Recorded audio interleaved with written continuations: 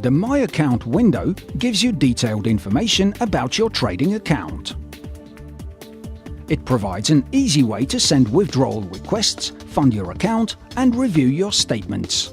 The My Account tab shows you all operations which took place in your account, floating profit loss of your open positions, net amount of deposits and withdrawals, current realized and unrealized profit loss, account equity, and also information about your margin.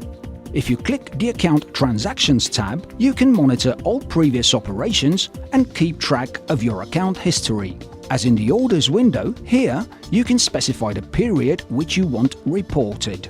Select the sub-account type and click the Refresh button to get up-to-the-minute information.